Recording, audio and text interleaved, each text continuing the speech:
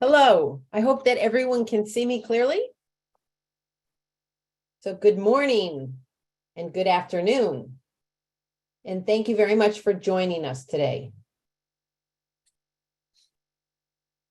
My name is Amanda Mueller, and I'm the Gallaudet in Nigeria, Africa Project Manager, as well as Deaf E3 Project Director.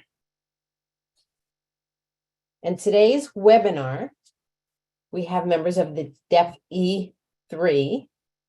You might wonder what that sign is. It stands for Education, Empowerment, and Employment, strengthening the deaf community. So this is USAID support here for Gallaudet and a Gallaudet-led initiative, but it's USAID with their generous support that has really made the webinar today possible and making really the whole Deaf E3 possible. So thank you very much to USAID. Now, before we go ahead, I have some information to share about access for us all. Today, we have 6, and I'm really emphasizing that, 6 working interpreters here. 2 of them are certified deaf interpreters. 2 of them are ASL to English interpreters. 2 are Nigerian to English interpreters. So we have an incredible team of interpreters here today. Thank you all for your support in providing access. We also have CART services, that's Communication Access Real-Time Translation. And if you want to view the captions, go to the bottom of your screen and just click on live captioning. So today's webinar is entitled DeafSpace, and we have 2 amazing presenters. We have Mr. Christopher Hoffman. He is the Director of Campus Design and Planning at Gallaudet University. Hello, Chris. Hello. And our second presenter is Mr. John Dickinson.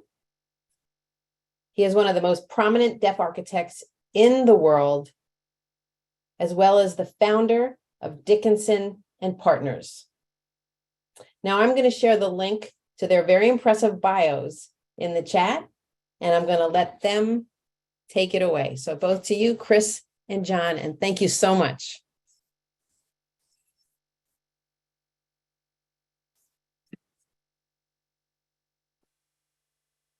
All right, good morning. Good morning. Well, and good afternoon as well. Can you advance to the next slide, please?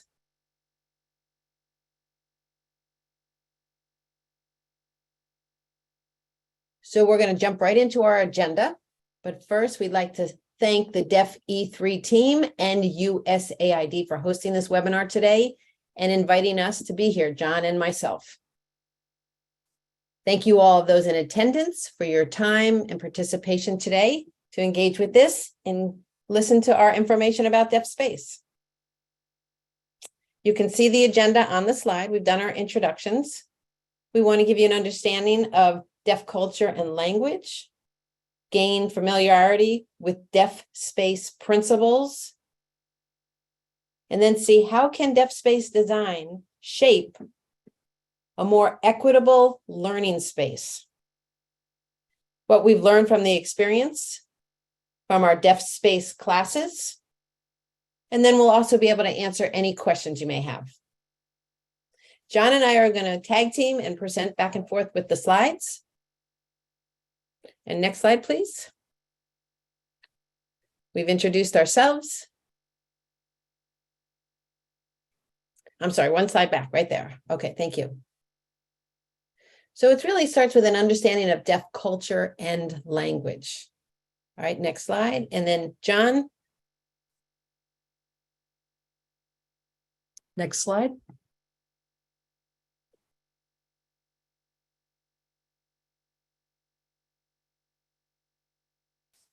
First, I want to say thank you for inviting us to present today.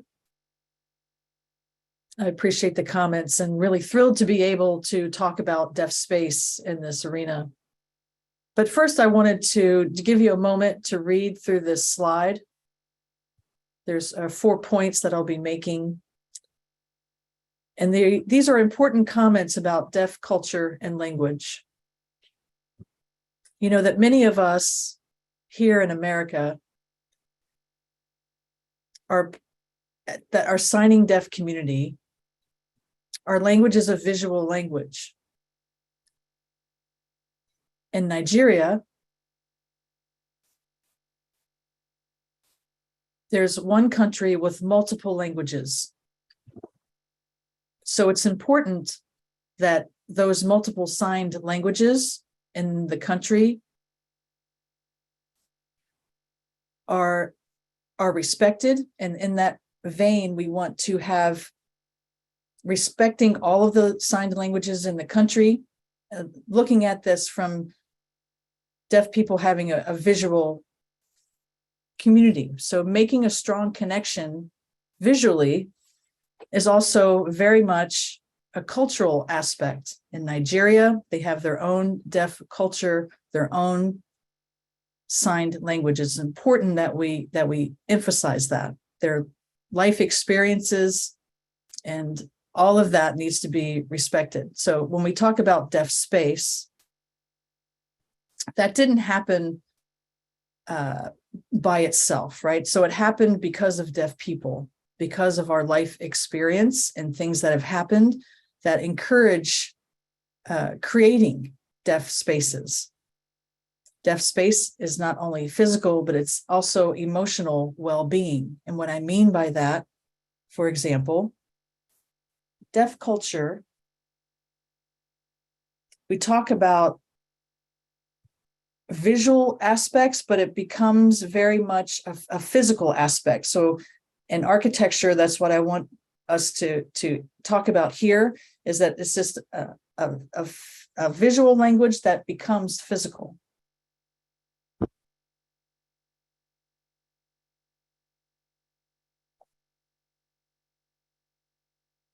Next slide, please.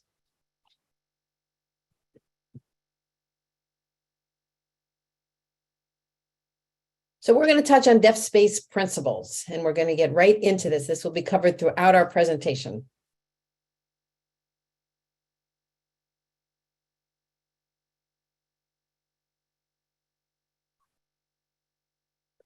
So when you look at this image, it's from years ago. You can see there are actually 2 doorknobs for this entrance. It's hard to see it, but there are 2 doorknobs. One, you hold the door to turn to go into the room, but to the left side of that, you'll see another doorknob. And you might be puzzled, what is that for? I'm going to give you a hint, because some people are wondering, why are there 2? One to open the door, but the one on the outside can't open it. Is there some type of secret hidden door there? No, there's not. There is something behind it. So take a look at the next image.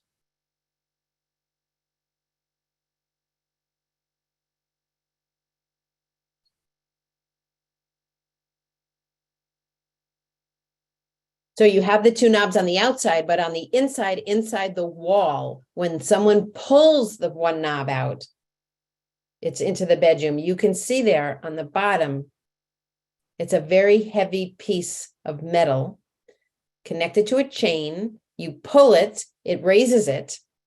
And then as soon as someone lets go of that, it drops to the floor and creates vibrations across the floor room. And how did this get invented? It was back in 1956. We didn't have the electrical doorbell at that, 1856, interpreter correction, 1856. We didn't have the electrical doorbell then, but this was in College Hall, one of the buildings at Gallaudet University.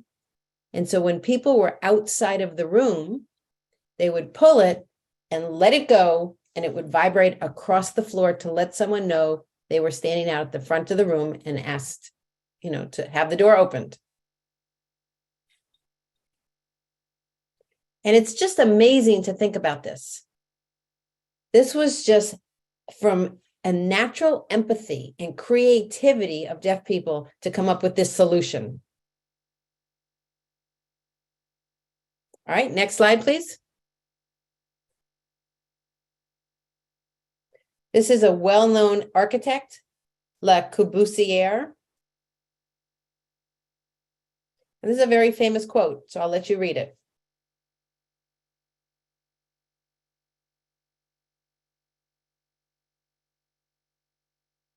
Now, this image is again at Gallaudet University. The name of this building is Kendall Hall. This is an interior classroom in 1890s. And what you see here is just absolutely fascinating. Look at the design. It's a semicircle. And you can see on the stage is the lectern where someone would stand to a semicircles. And it's absolutely fascinating because in the back, you see 3 windows. And that is the north side. And then on the south side, you can't see it in the actual image there, but on the south side, there was the blackboard. And it's a brilliant design for DeafSpace because it prevents the direct light from coming directly at people. It's off to the side. So it's allowing some natural light to come into the space, but not direct. And it's an amazing compliment there. This was back in the 1890s.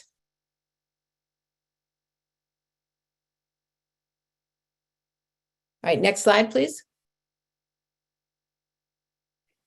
Here's a quote from another individual named Edward Hall, saying that people from different cultures not only speak different languages, not only that, but they inhabit different sensory worlds. And what John actually just mentioned a bit earlier, they're different cultures, different language, and then take a look at this. Next slide.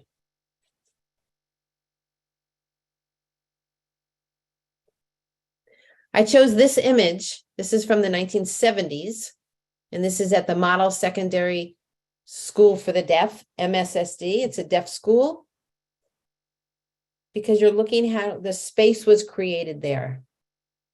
You can see all of the furniture was put into a circle so that everybody could huddle together, creating that space.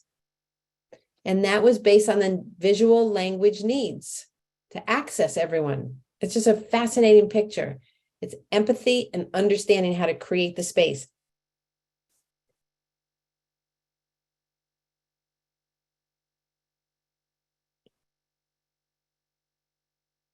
Also, I'd like to add that this photo shows, this is one of the first documented photos that we have looking at how deaf individuals create space. This is a big open space that they then were able to create this circular pattern. And again, this came, this is just, came upon naturally.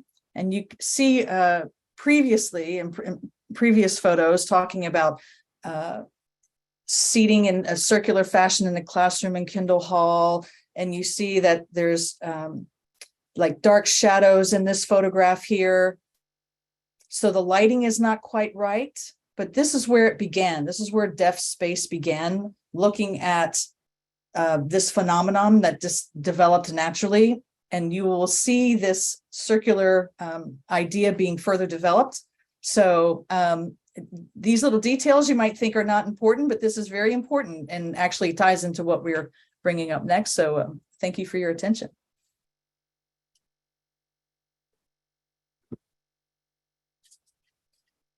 All right, I want you to take a moment and look at these 2 images. Do you see anything that seems off or wrong about them? And then I'll give you an explanation. Because when you come to visit Gallaudet University, you might not know that it's a university for deaf people, because the design of it was mostly designed by hearing individuals. And one frustrating fact for deaf people that, you know, because of that, some visual barriers ensued, having to do with barriers to communication. So looking at the space. So a deaf cultural center needs to be a very vibrant place. And this shows how deaf people connected the need for visual space together. So when you look at the photo on the left, there are three individuals walking along, and one of them is standing and walking in the road. And the reason for that, because you need to have some distance between you and the people you're talking about, but the sidewalks didn't create enough space. So third individual is in the road, and that can create some safety issues. We'll talk about that a little bit. And we've already looked at how we can remove some of these physical barriers based on the way deaf people inhabit the space. On the right side, that image shows you a rectangle or a square table, moving two tables together so you can have a larger group gather. And as John mentioned previously, at the model secondary school, the seats were put together in a circle. Deaf people are always figuring out how to get into a circle. And so nothing in the physical environment is going to stop us. We will move the tables. So we move the tables here. But if you look at the photograph, and I'll mention this later with another example, how people create themselves in a circle, but this physical space wasn't. So we've worked on that on campus to improve the physical space.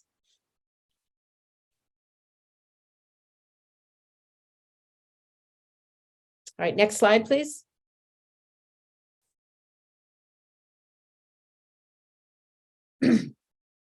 Okay, so this was very exciting. This photograph here, you'll see I'm in the bottom left corner. I'm in the middle there with the blue shirt, no glasses. That was a long time ago. That was the very first DeafSpace workshop that was conducted at Gallaudet University in 2005. And that was really an exciting time.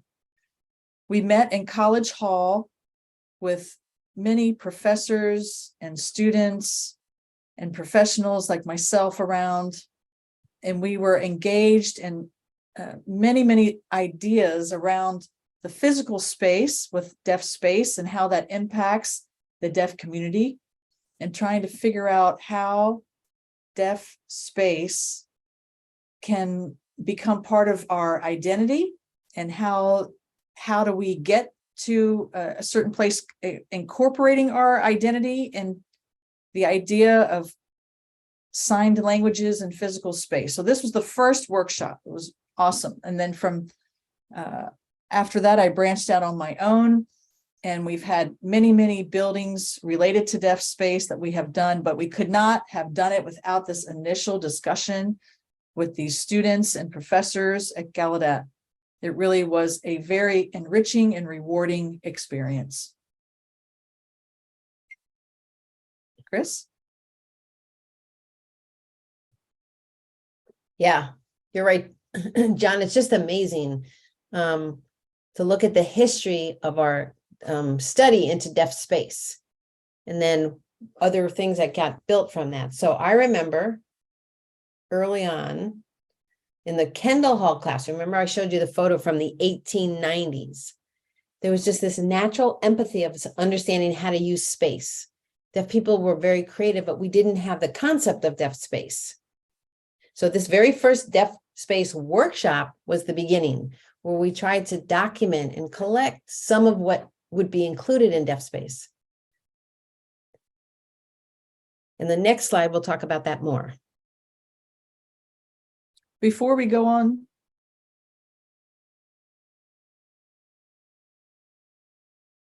just giving the interpreters a moment. Okay, so just to say again, this DeafSpace workshop,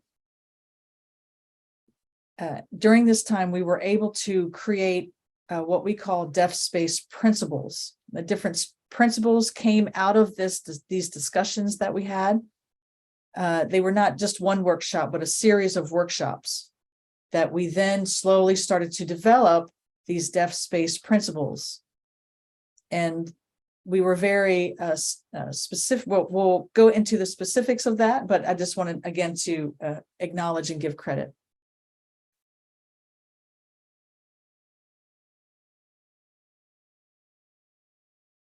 Next slide, please.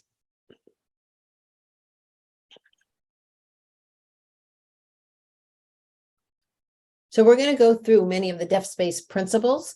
We're going to begin with this first one, when we're looking at space and proximity for visual language. And we've pulled several samples and images to be able to show you how you can apply this. And hopefully it will help all of you understand what it is. But we're going to show these images, and then we're going to give you some explanation about it so you can begin to understand the DeafSpace principles. And then I'll hold for a moment. I think the interpreters are switching.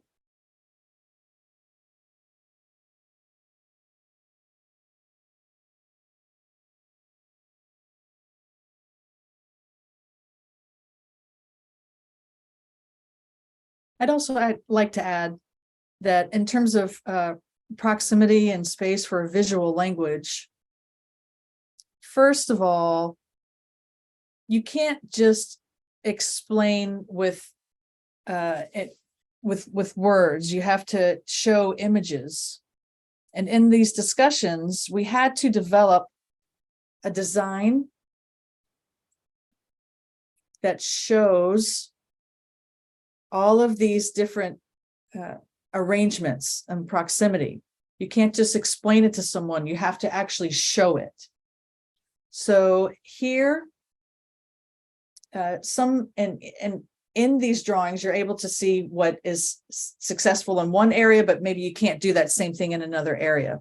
So DeafSpace principles was this was one of the first principles that came out.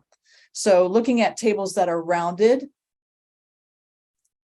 some are acceptable in some situations, but an oval shape or like a horseshoe shape is actually better than a circle, because it allows for everyone to be able to see each other, even if you're sitting right next to each other or across from the space. Because oftentimes, if a table is long, like you'll see in the bottom left corner, that you can't see the person on the other corner if you're sitting at the table. And so it's not just the shape of it, but it's the proximity of how close people sit together. So this is the first one we wanted to show you for DeafSpace principles, looking at proximity.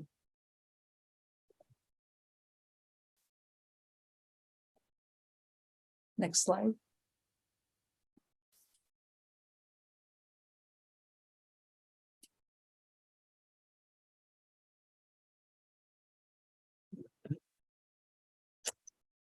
So you can see that now with our next DeafSpace principle, color is part of the aspect that helps with DeafSpace. And it's really important choosing various colors. What will be the background behind someone who's signing? And John's going to explain more about this, but it's very important to pick the right texture and color based on various skin colors. So John, will you talk about that?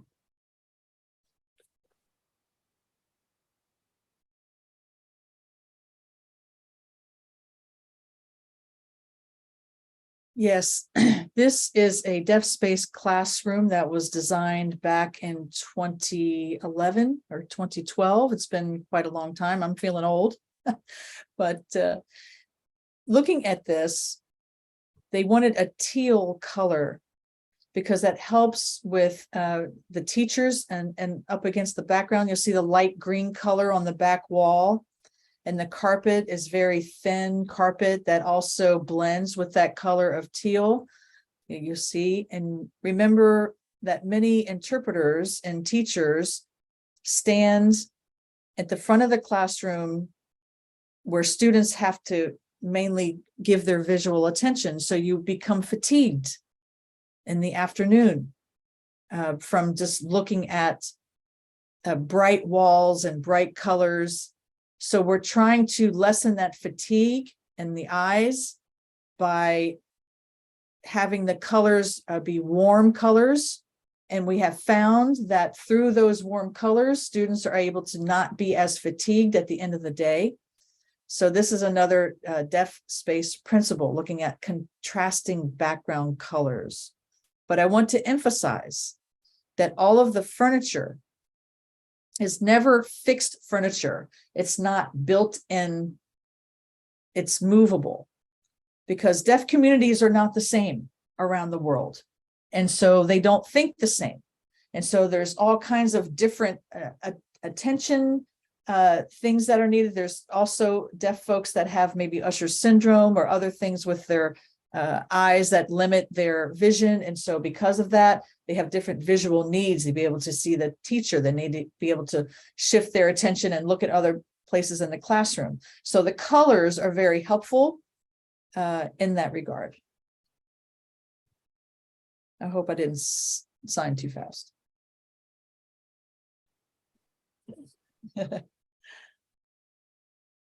Can you go back to the previous slide just for a moment? Did we skip a slide? No, we did not. Okay. I thought we had missed a slide. Yeah, you can move forward one.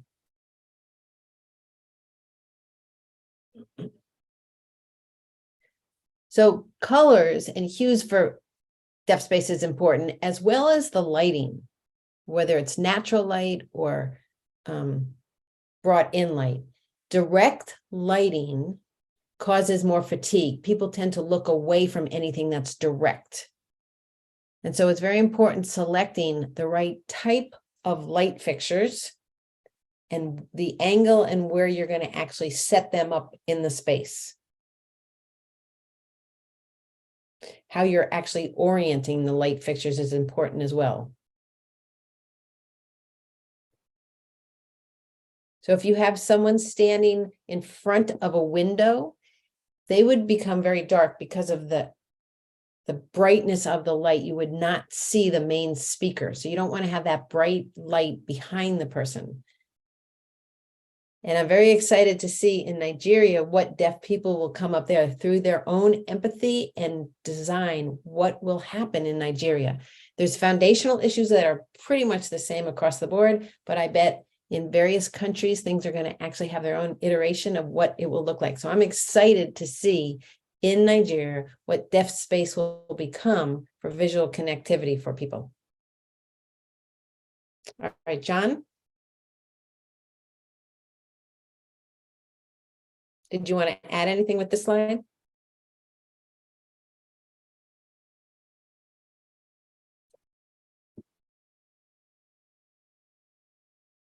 I would just say and comment about direct lighting. This picture shows, the previous picture showed a classroom.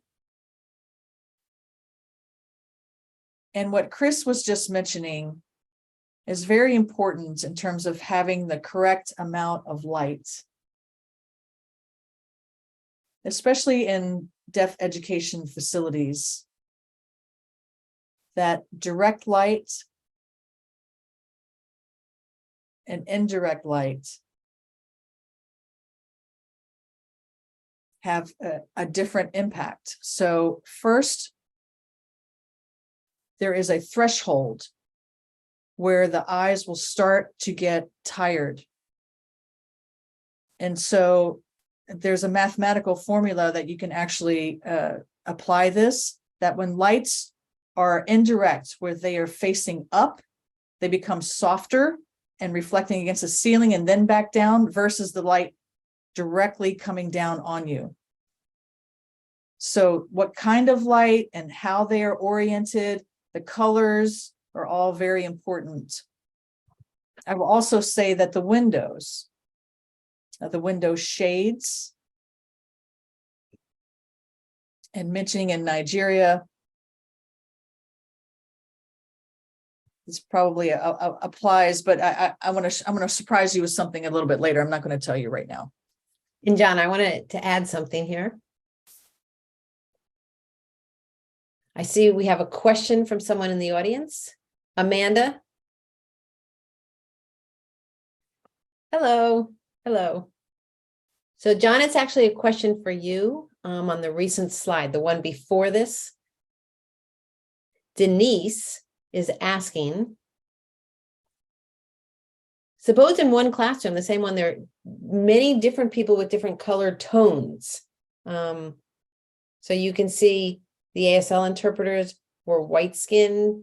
So a darker background, but if a person's skin tone is darker, would you want a lighter background? How would you actually handle having a variety of people with a variety of different skin tones in the same room? And how to select one color to accommodate all of the people. Yeah, I saw the question in the chat. Thank you for the question. That's how we developed the teal color as being the best aspect and color, not black, not white. So there's something in between, but you're correct. Thinking about that with natural light also has an impact on that. And if the walls are white, it's too bright, or if they're black, then they're not correct either. The one extreme or the other is not good. So you have to come in the middle and find a color. We've done teal, seems to work, different shades of teal. Also maybe a lighter bluish color, depending on the window size and depending on how much natural light comes in. So we're not rushing. People, when they don't want to rush, they just paint white because they need to move into a space, but that's not correct. So far, the teal has been the best color that we have found in our experiments and in our work. I hope that answers your question.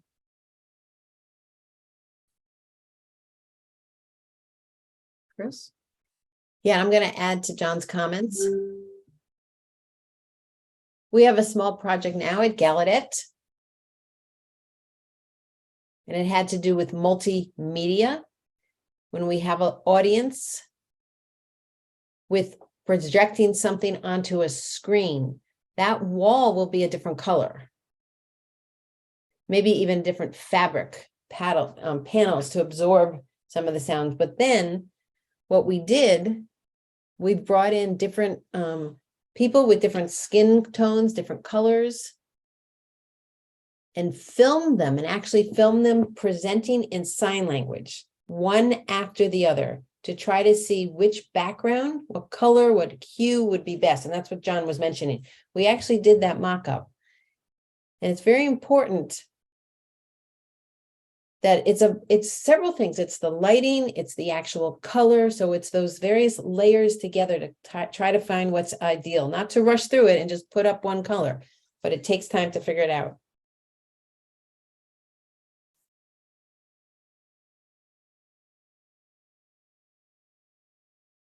Right. About the lighting also, the more we think about it, architects do a lot of research, and every project is different. You have different deaf people we're working with, or different skin tones and such, as was mentioned. But what's very important is that we understand who are going to be the people that are using the room. In that room, there are going to be multiple people.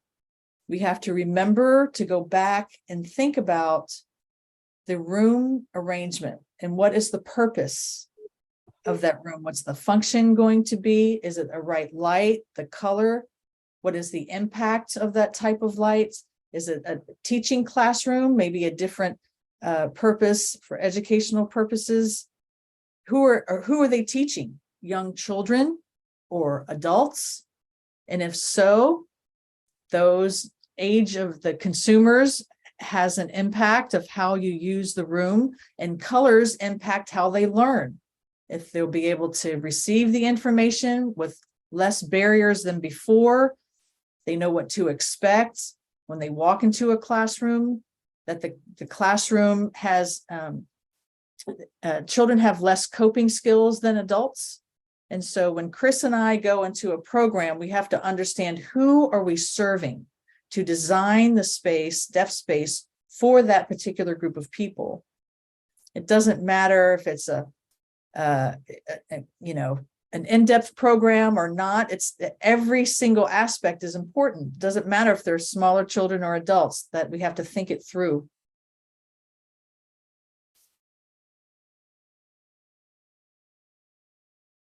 Yes, next slide, please.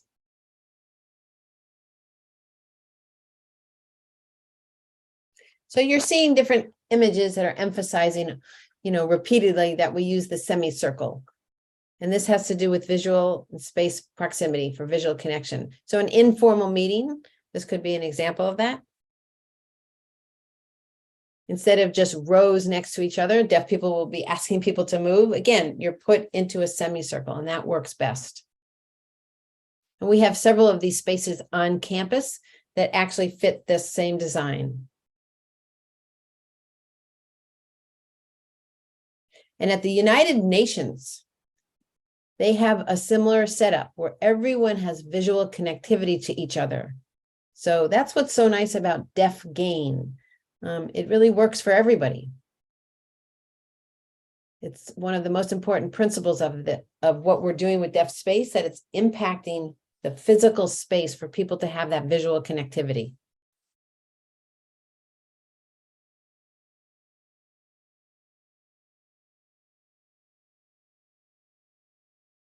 Also, it is an important visual connection that minimizes the distractions, or so that folks can focus on the presenter or what's being said in the classroom.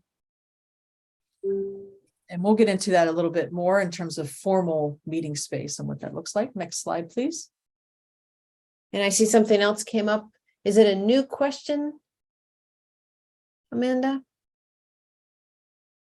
Should I add these comments? If you see comments, you can feel free to answer them at the end. We'll include those during the question and answer period. But what was just mentioned there was the fact that you talked about different colors, having that as the background. But when we're thinking about schools or other locations that don't have the same resources and they don't have a lot of funds, what's the best way about going and setting up DeafSpace for people that don't have as many resources?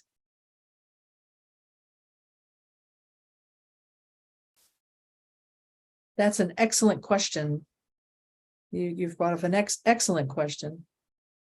As I had mentioned, everyone, there is some variability, but there's some basic principles too.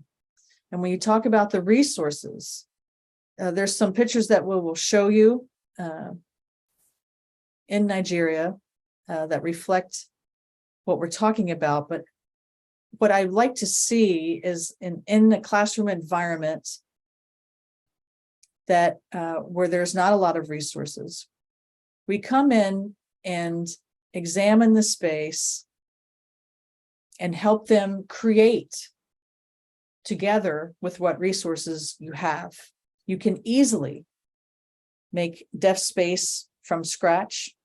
It doesn't have to be a formal type of program. There's all kinds of ideas that you can apply to these principles, but we will show you some photos, examples in the next slides and go into it a little bit more.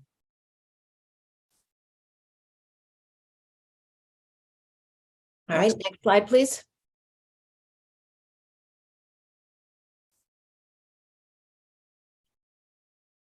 This next has to do with the idea of a sensory reach.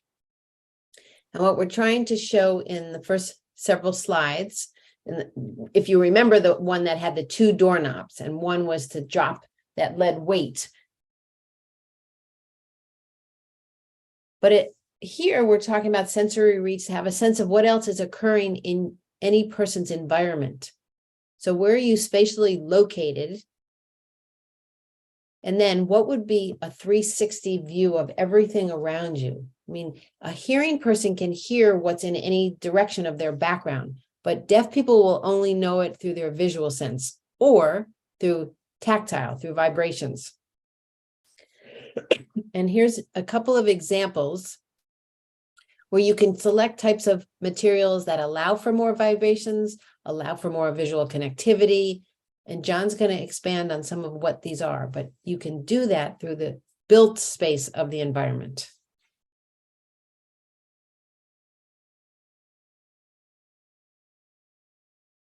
The interpreter's doing okay? Yeah. All right. Okay, just checking in. All right. So you'll see the photo here, the photo in the middle with the red squares.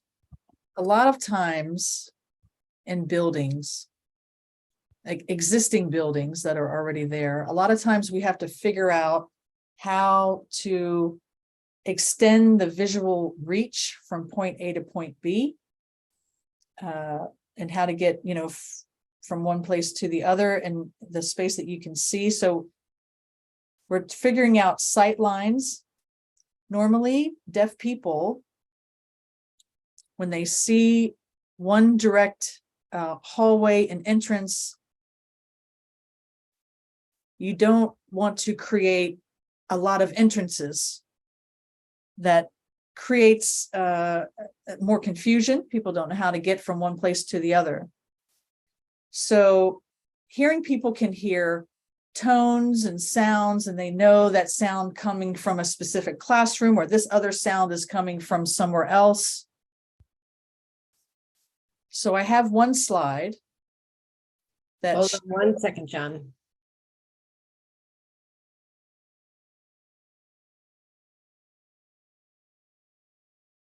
All right, the interpreter's just switched. right. So we're setting up a new framework here to show, and then in the middle photo here, you'll see how we laid out the visual orientation or the visual sensory reach.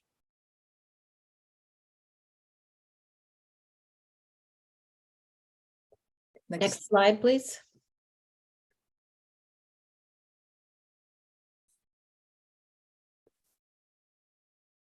This is similar to the previous, and you can do some of this through transparent or translucent materials, as well as different types of materials that help with vibrations.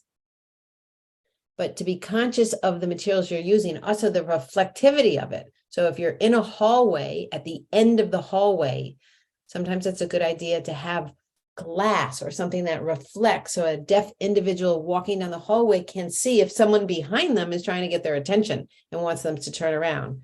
That's a nice type of material to add, and that can be very affordable, to just put up some type of mirror or reflectivity so that people can see behind them. And it just reinforces the ability to communicate from all angles if someone, again, is trying to get your attention from behind you. And then the floor surface, something that allows for vibrations. Another example of this is if you are sitting on a metal bench outside and a vehicle passes you, you can actually get a sense of that vibrations from any direction.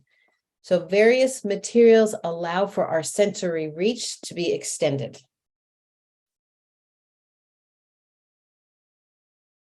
Next slide.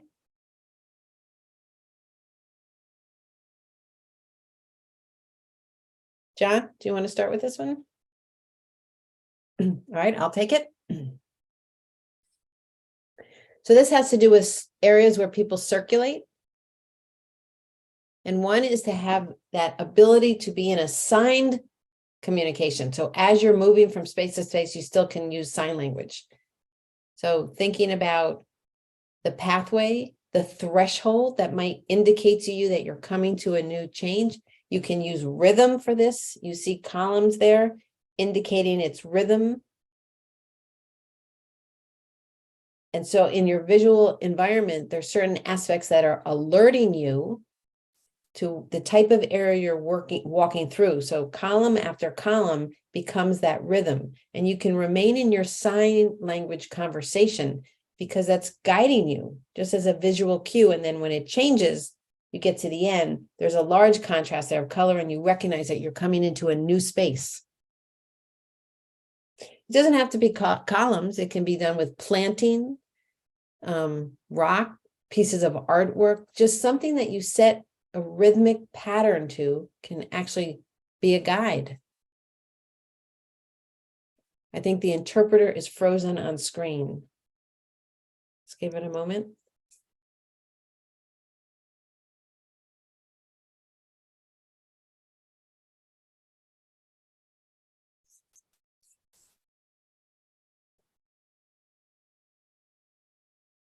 I think you're back. Great.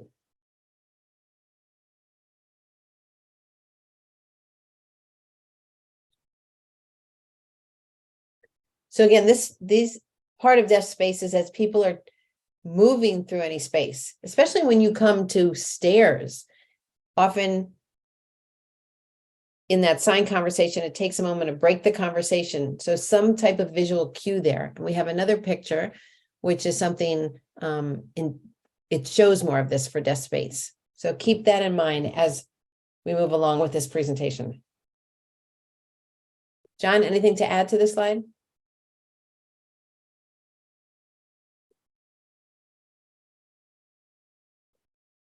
Yes. Related to Chris's comments about looking at areas and how to make them visually distinct, one area from another. That's how a lot of deaf people recognize and make our way sort of transitions. So looking at how to provide maybe some contrast, one different from another, one space from another as you're walking through, you'll be able to take that in your periphery as you're having a discussion in sign language. When we're talking about columns, they are visual barriers in the room, walls that, you know, are in the middle of a room are difficult. So we have to talk about how to design space that offers a freedom of movement. All right, next slide.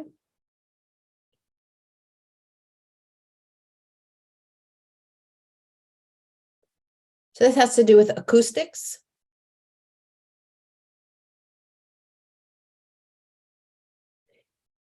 And deaf people have different levels of hearing ability, whether they're using any devices to enhance their hearing or not.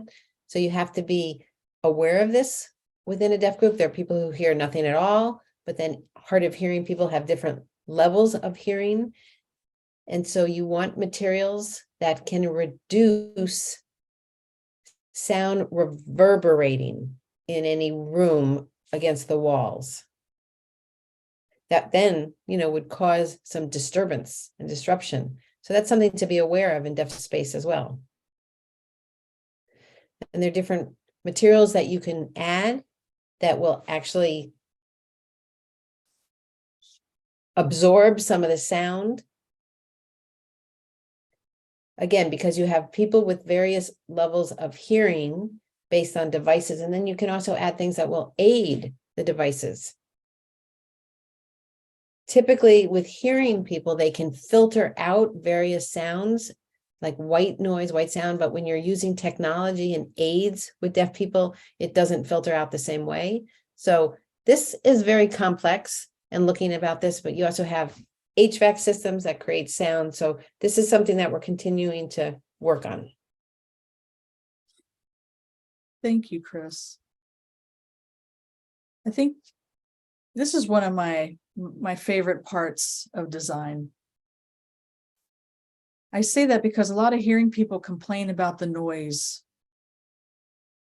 It's not just deaf people, but we also have to apply this to deaf people, hard of hearing people, people that have cochlear implants, all types of hearing loss in people.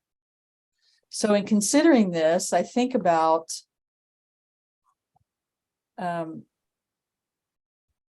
but the variety and the difference between deaf people with devices and hearing people. So if you have a classroom and a classroom setting, and say it's near a highway and a lot of cars, and they can't figure out where the noise is coming from because the highway has a wall. And they thought that that wall would be like a sound barrier between the highway and the school. So we did a meter and I was able to measure the sounds and where it was coming from. So the barrier, sound barrier wall, we were testing up into that wall. But it was important for us to figure out, first of all, what programs are going to be happening in that program or in that classroom. If it's audiology and they're trying to test someone's hearing, you can't put an audiology booth next to a highway. That's just not going to work. So it really depends on which program, and then what program you're planning to use, what room you're planning to use. Maybe move the audiology place farther away in another part of the building, away from the highway. So DeafSpace design is also understanding what programs, what people, and there's some issues with cochlear implants in the classroom with high-pitched sounds that are actually an obstacle and that impede learning. So amplification of a hearing aid and the use of the space, you know, it all has to have the right absorption there. You know, not just the sound barrier wall, but different kinds of boards and you know, even the air conditioner running, just the motor of the air conditioner or the heater, or whatever systems, mechanical systems in the building, they make noises. Most of the times they're on the roof. I don't support putting an air conditioner on the roof. I think, again, it causes too much noise, and a lot of reverberation as well. So deaf people or hard of hearing people feel the building sort of vibrating all the time. Where hearing people maybe don't feel that as much because they're not in touch with their sense as much. So we have to think about maybe moving a piece of machinery on the ground instead of having it on the roof of the building. Or heating ducts, you know, for example, too, with air going through. Then there's elbows with those duct elbows, then they not to have sharp edges, but more curved spaces. And again, that's part of architecture too, but less points, hard points, and more curvature that makes a less sound with the, you know, the air conditioning going through the ducts. So again, who are the people in the space? Do they have hearing aids? Do they have cochlear implants? What's around them? Are there train tracks near there or a highway or something like that? You have to consider all of those things. Thinking about ambient noise. And I probably went on a little bit longer than I should have.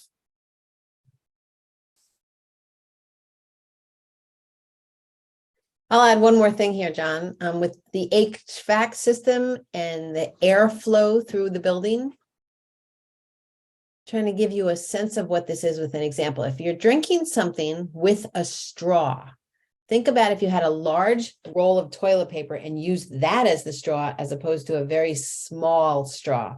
You're going to get more through the small straw. So relate that to an HVAC system. And it's very important to choose the right material, the right dimensions, and get a consultant that can help with this. I mean, this is what John has been working on for a while, and he has a lot of knowledge about this. On our campus, we have so many deaf people who inhabit the space there. We know that there's a lot of sound. It's not as much as of an issue for us. There are people using aids on our campus, but it depends in what spot they are, what space. And you can have some unique settings, whether it's inside or outside the classroom.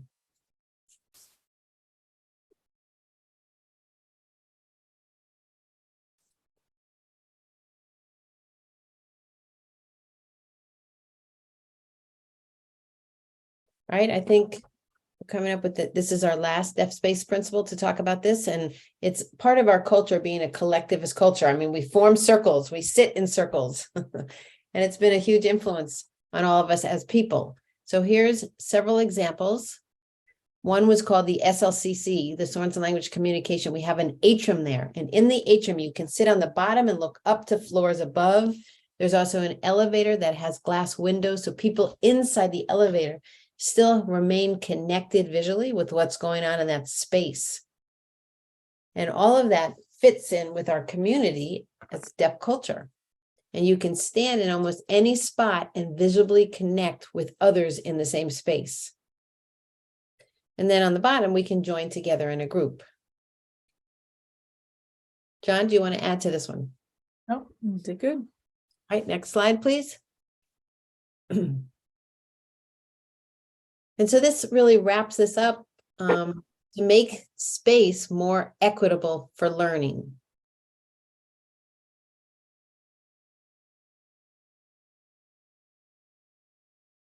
Next slide.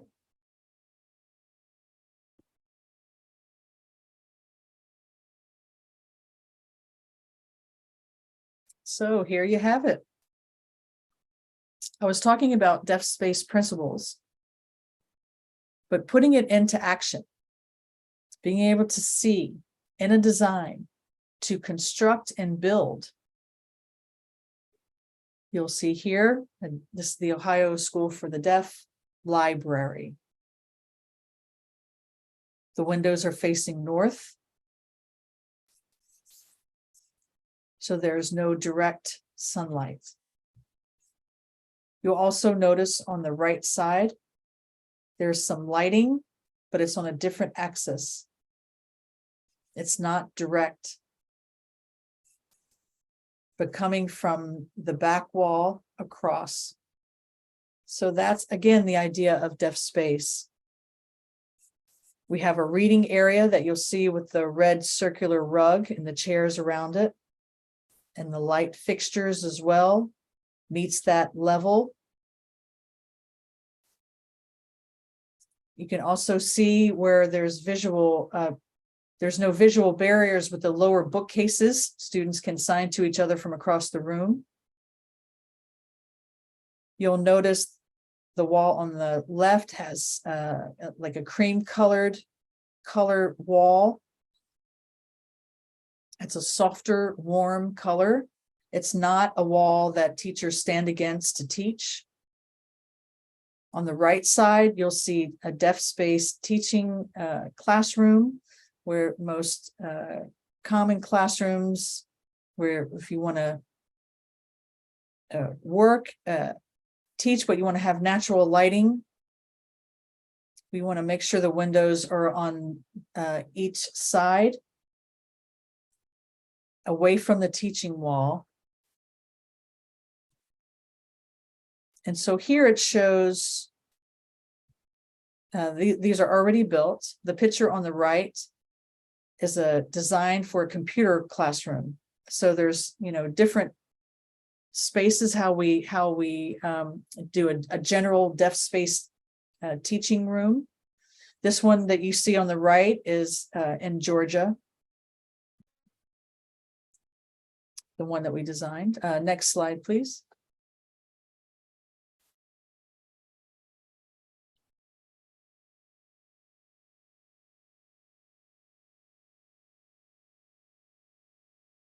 There's a question saying, really to the previous question, the idea of space and context. So in Nigeria, for example,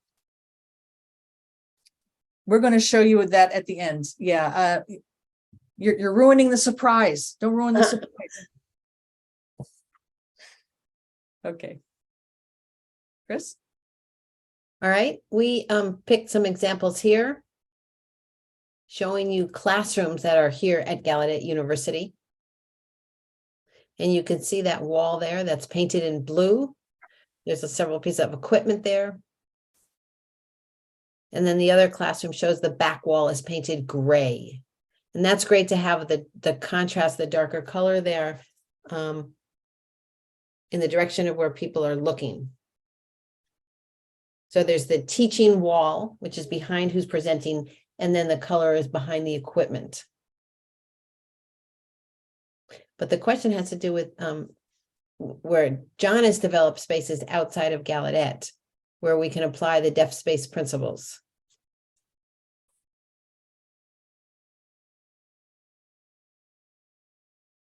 So again, here you say there's certain equipment in the room, and it creates some flexibility for the teaching wall.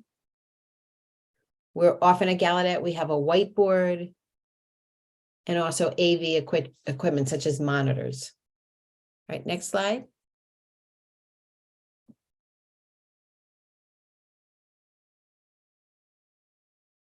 These are more images of other examples of things that we've learned in terms of creating more visual connectivity. Again, all of these come from Gallaudet University, but you see the semicircle shape and they're elevated seating so everybody can see behind or in front of them. And there are different ways to create that visual connectivity. The second image there that's an image of our computer lab. And you see the shape of the table. It's almost like a teardrop shape. So the three people can sit at the same time and they have a monitor, but they also have access to each other. And that shape allows for, again, for more connectivity. So in various spaces, you want to be thoughtful and mindful of the type of furniture because furniture can aid deaf space as well, whether it's a teaching space, a lab space, what's the purpose of the actual room? It's very important to understand the programming, who's going to be in the room, how are they going to use it? And that helps them to pick various elements that you're going to include to enhance deaf space.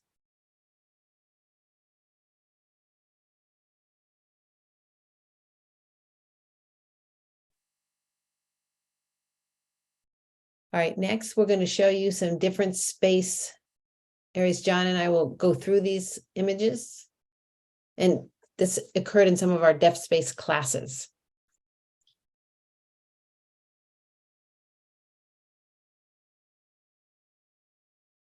I don't know, some of you might have come to Gallaudet already. You've seen our Sorensen Language and Communication building, the SLCC. It's one of our larger buildings on campus. It was the first building on campus where DeafSpace principles were right there from the beginning. From things we had learned. And remember, John showed you a photo of the first DeafSpace. Oh, the interpreter froze again. I'll wait a moment.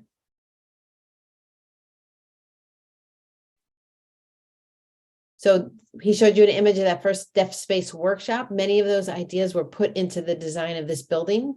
And yet, even once it was done, there are areas that we learned from, lessons learned of what worked and what didn't work. Next slide.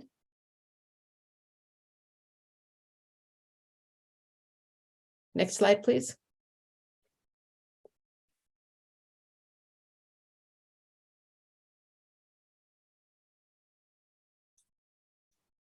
Still waiting for the next slide. Am I frozen? Or people see me? All right. There we go. Okay, great. Thank you. Here's another example of some of our DeafSpace principles in the Hall Memorial Building, HMB. This is on the 3rd floor. And this is our science, technology, and math, our STEM programs. We went through a large renovation recently at Gallaudet. And what's fascinating, I see here, the large picture off to the right. So you can see the tables. Those are lab tables in our chemistry department, and they're a different type of shape. So through our design process, we did various mock-ups and tested different shapes. We tested a circle, a round one, the diamond shape. And at the warehouse, this was off campus, we put GoPros on people and allowed deaf people to sit together and have signed conversations. And based on where the GoPro was filmed, we came up with the image of what design shape, what geometric shape would be the best. And that's what we now using in the lab. So for this, we learned it's really important to know the programming, who are the people are going to be in it and how they use it. And you can design it to fit, again, for maximum amount of visual connectivity. John, do you want to add something?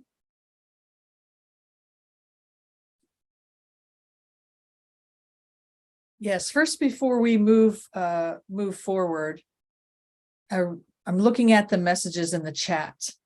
And it's important, again, I want to emphasize that you are correct. We do have to actually see your space and the programming that you have there and who the participants that you're serving in that building before we can, we have to think about the weather and the sunlight and Remember, as I mentioned, all DeafSpace is not the same. It can be very different. I'm working with a variety of programs that are very different, and working to, help them. And it depends on where they are and the weather that they have and the programming. So everyone's different. In Qatar, on the east, we designed a deaf school there. They have different weather, and thinking about their religious beliefs are also a consideration, and being respectful to that. In the design, thinking about the weather, it's desert climate area, lots of sandstorms, but to emphasize all DeafSpace is different, and it depends on where they are. So just wanted to mention that and turn it back over to Chris.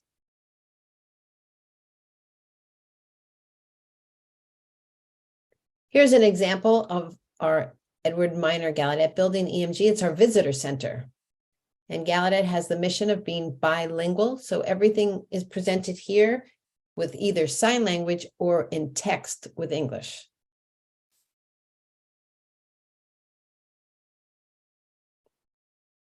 All right, next slide. Again, another area on campus. This is our JSAC building. We went through renovations for this. And what's unique about this is we have students with visual issues, so deaf and blind students. And when they come into this open area, for us, it was important to add texture on the floor. So if you can see in the bottom of the image, if anybody is using a cane, they're alerted textually that they've come into the area where either it's seating or where food is served. John, were you going to add for this slide? Let's keep going. And I emphasize light previously. And you can see on the left side, that room was very dark and the reflection on the tables, it was very different. But if you look off to the right, we've remodeled that room. It's much brighter. And that's very important when people are using visual language to connect, to have adequate lighting. Next slide.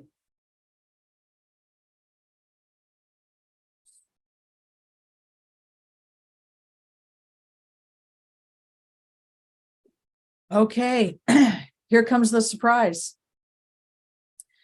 This is the Indiana School for the Deaf and the Indiana School for the Blind, all on one campus, but separate.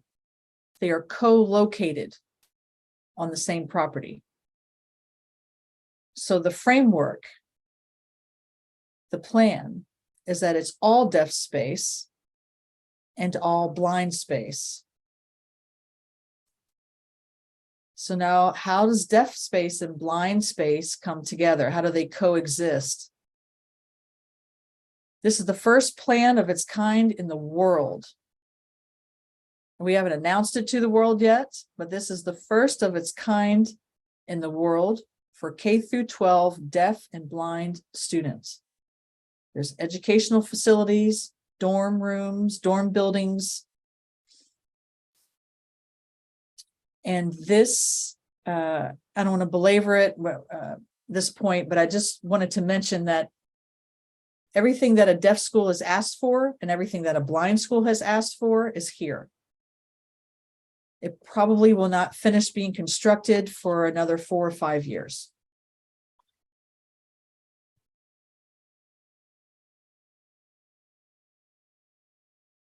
Next slide.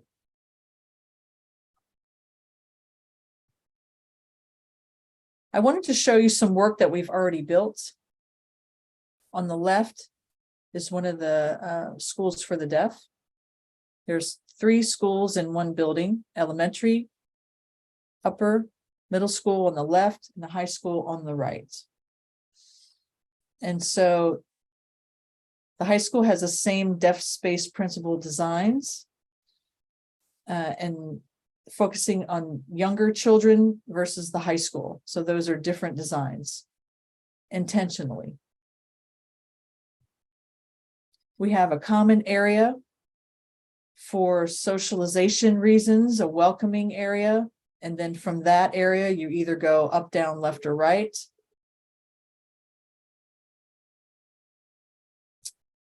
And so there's a way that the building naturally leads you through and navigates you through the building. Next slide. This is my favorite. This is the American School for the Deaf, the very first school, a deaf school in America. We tore down an old school building and built a new K-12 educational building. On the right side, you'll see what Chris was talking about. From the upper floors, you can see who's downstairs in the lobby. There's a wide visual reach you can see from across one side of the building to the other. I can talk a lot more about life safety and emergencies, not only visually, but with DeafSpace, to be able to see emergency lighting if there's a active shooter, or if there's a fire or some kind of severe weather. That's all important considerations for life safety. Next slide. This is the same school, the American School for the Deaf. On the left is their library, soft, warm, natural light. On the right is a science lab designed for DeafSpace.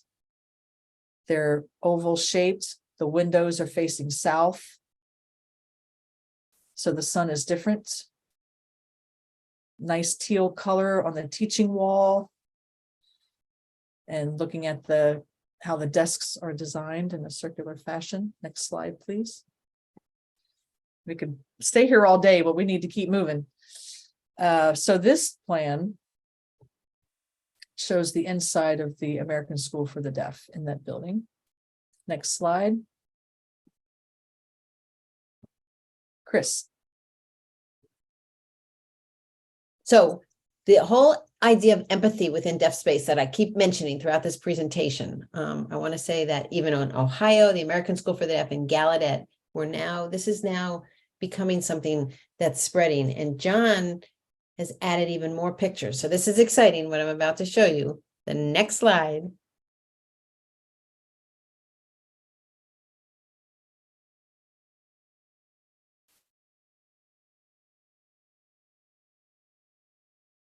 Here are images from Nigeria.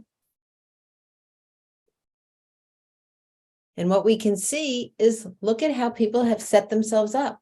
On the left, you can see already in semicircles right there, being able to visually see everything. And then on the right as well. This is exactly that idea of empathy, what happens when deaf people inhabit a space.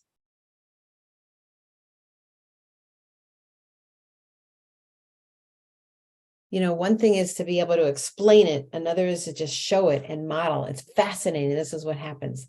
And John and I reflected when we saw these images. This is what DeafSpace empathy is. Awesome. Look at these photos. Awesome.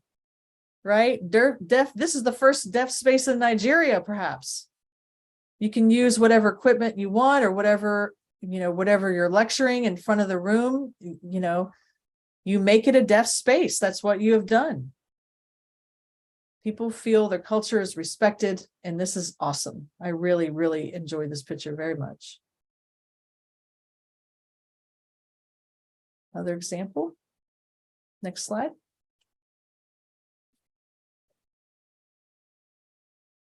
So again, you can see things there that we've actually mentioned. Covering up certain things. You can't, some building objects you can't remove, and in this case it was a mirror, but you can cover it up, and covering up with those white sheets so that it doesn't distract in that area, even if it wasn't designed for DeafSpace. So being very creative in terms of resources. I'm absolutely impressed with that. We can always modify a space and make it more deaf friendly so that it's using DeafSpace principles.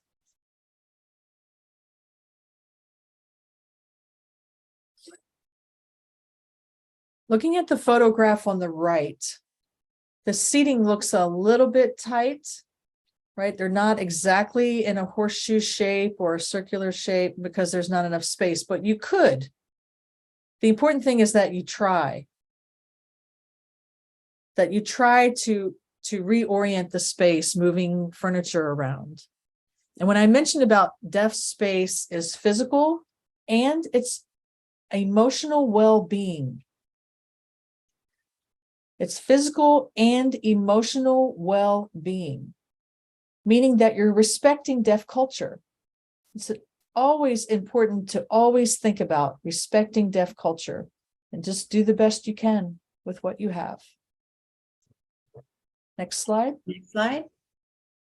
So that's the end of our presentation, and we're going to open it now. If anyone has questions, we're going to be here for question and answers. Or Amanda, anything you want to? We have 9 minutes left.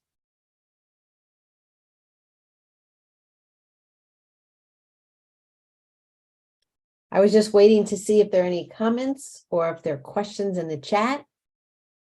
But first of all, thank you. Definitely want to thank you so much for a wonderful presentation. Both of you are just outstanding. Thank you for giving us your time and your expertise. And I'm asking our audience, does anyone have questions? I'm monitoring the chat.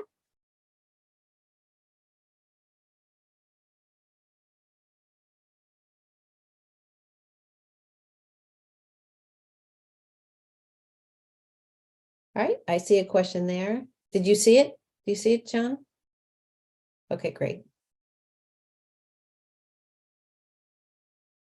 I think I'll say it for the audience. It has to do in Abuja. It's 9 degrees north, much further south than any other US location. So what would you recommend in terms of DeafSpace related to windows and directionality?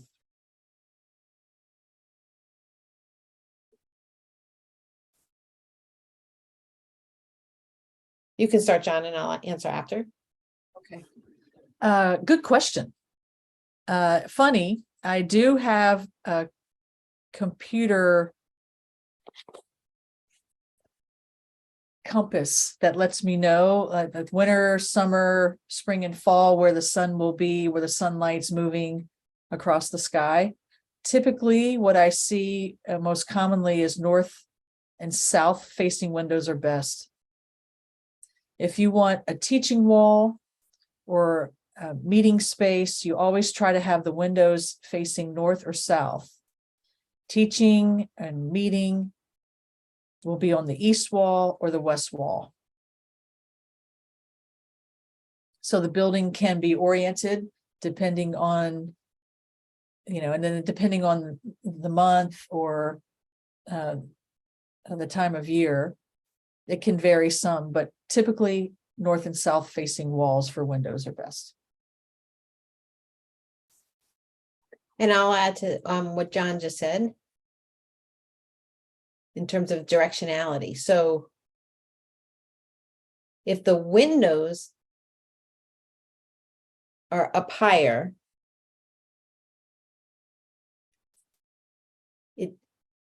it can be complex depending on where the windows are, and you want to think carefully about the design moving forward. All right, that's a good reminder, not just to think about the time of day and the pathway of the sun, but also to think about the seasons. What season are we in? If you go ahead and make a decision based on one test on one day, you're not going to get it because you have to think about the entire year and the various seasons. And I'm thinking of Chapel Hall at Gallaudet University. I love that building. There's walls all the way around, but there are windows up above. And the windows on one side are taller than the windows on the other side. And it explains it. It comes from DeafSpace principles based on the pathway of the sun as it travels through the day. The windows on either side are not the same height. Always love that building. All right, I do see another question having to do with Def E3. Sarah has asked that. And yes, we actually have DeafSpace classes, DeafSpace foundational principles. We're using some of them in our spaces already. So teachers have become aware of them in terms of thinking about setting up the various classrooms where interpreters should be placed, thinking about the light, the windows. So we do use those principles. Do we have any other questions?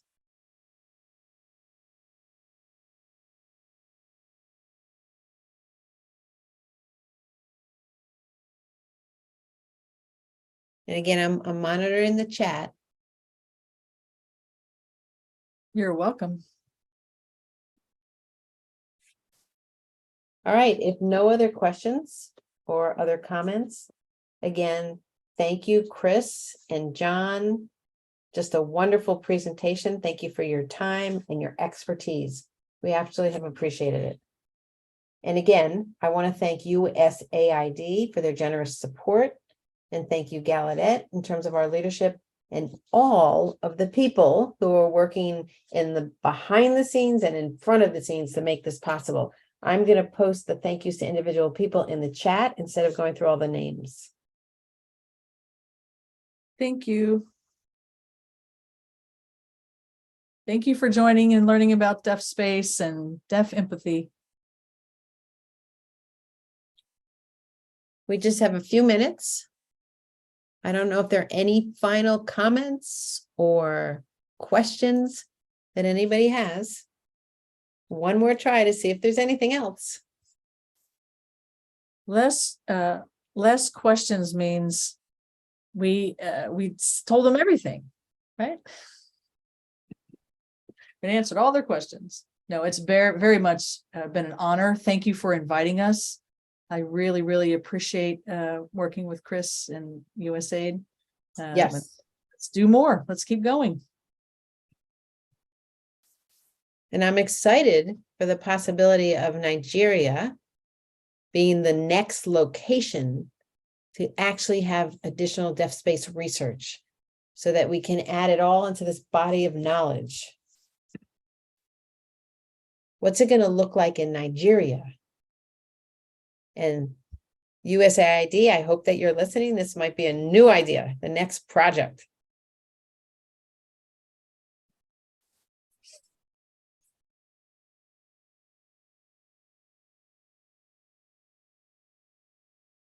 All right, if not, there's nothing else. Again, thank you so much. Everyone go ahead and enjoy your day. Thank you.